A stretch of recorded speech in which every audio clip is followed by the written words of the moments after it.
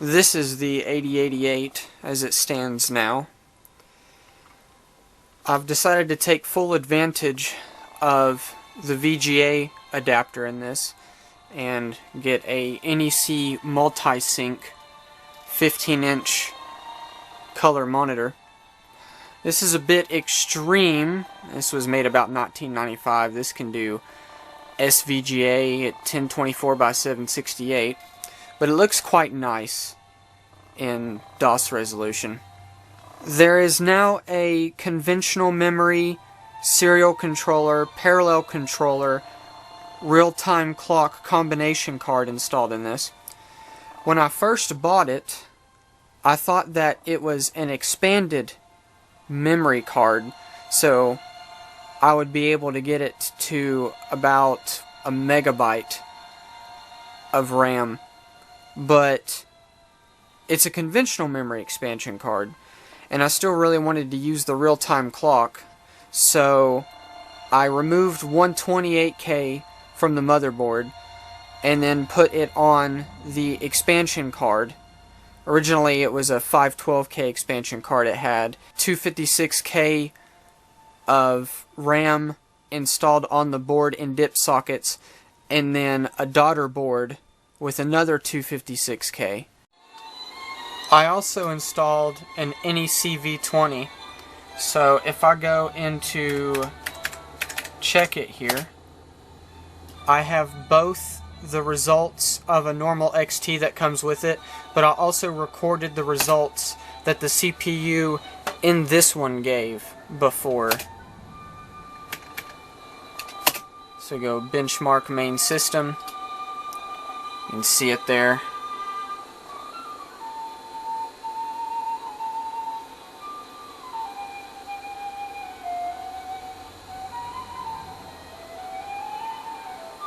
And there we go. So it's about almost 2 times as fast as a PC XT. But I have these results here. So if I hit C and then hit enter, it's not that much faster. It's not like I've put in a CPU from a Cray supercomputer or something, but it is noticeably faster, and in general use it's more noticeable than in this benchmark in particular. If I run Landmark 6.0 here,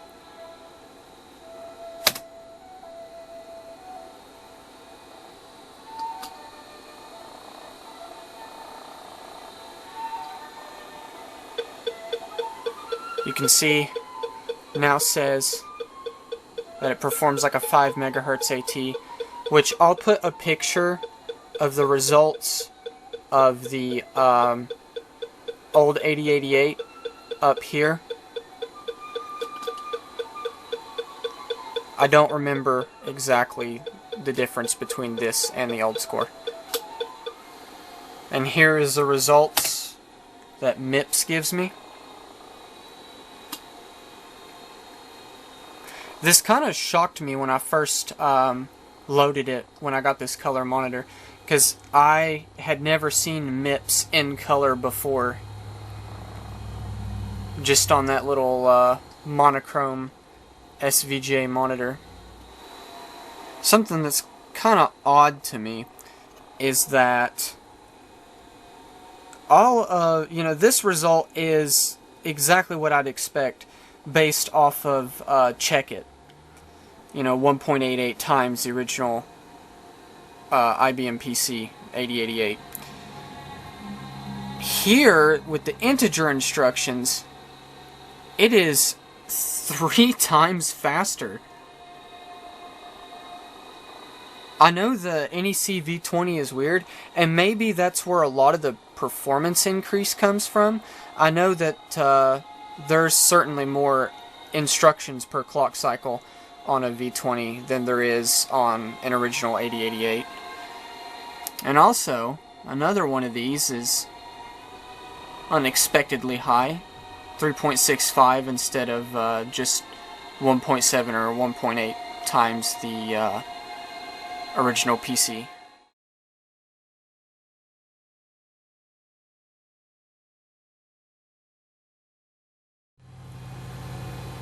Here's a little more about the real-time clock. I've got this generic program here that loads several different real-time clock cards.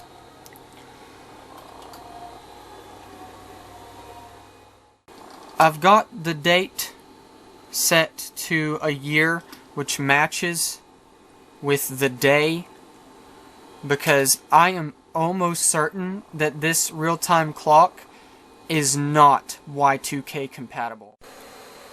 Another thing to mention is that if you notice in my other 8088 videos where I load Check It, this 1.44 megabyte drive this whole time was being seen by the computer as a 1.2 megabyte drive because I had the jumpers set wrong.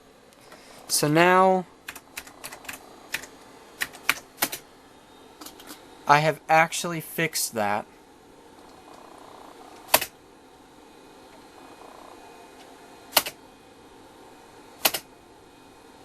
And now it finally says 1.44 megabyte 3.5 inch, 1.2 megabyte 5.25 inch. I've also changed the install a bit. So if I get a directory of the disk there, you can see that Windows is no longer there. I found that this thing really just did not have the oomph to run Windows 3 and Windows 2 and Windows 1.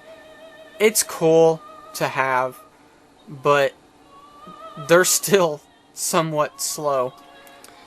Whereas if I load something like Microsoft Works, it's not like it does everything those do, but it does do most things.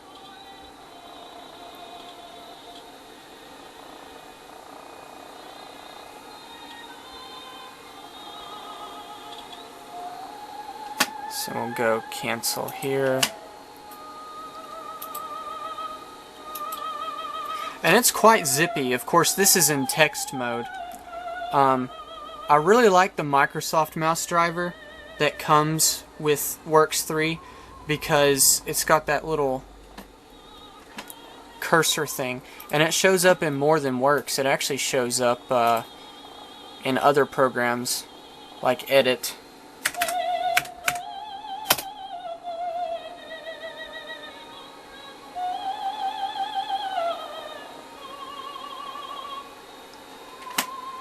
And there it is.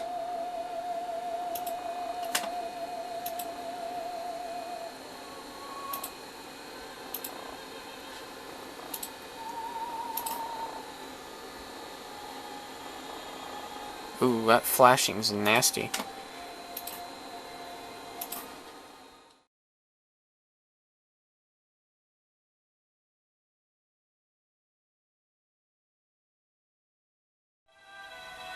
I've got the radio set up, compressed down just a bit.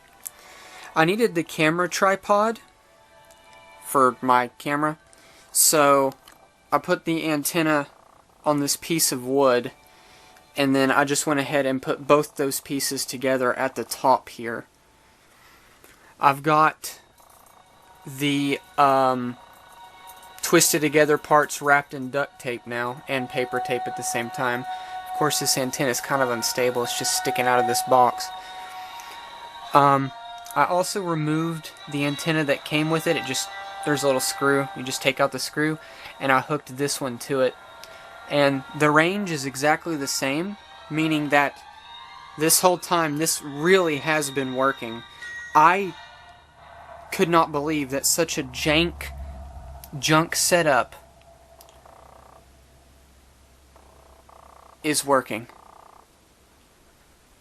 It is absolutely insane. I also moved a lot of classical music onto it for background music. It's about 600 megabytes worth. So that'll be nice. It's on shuffle. So it'll just sit there and cycle through all those. This laptop was also getting quite hot.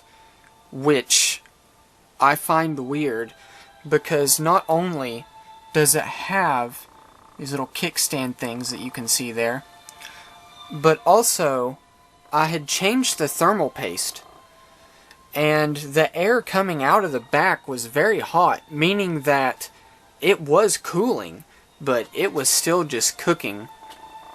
So I put it on this little, whatever this thing is. All that I care about is that underneath here it is all mesh. So not only now does it have those little kickstands with that gap, but it's also mesh underneath it, so it can just draw air right through. And it's been doing a lot better since I did that.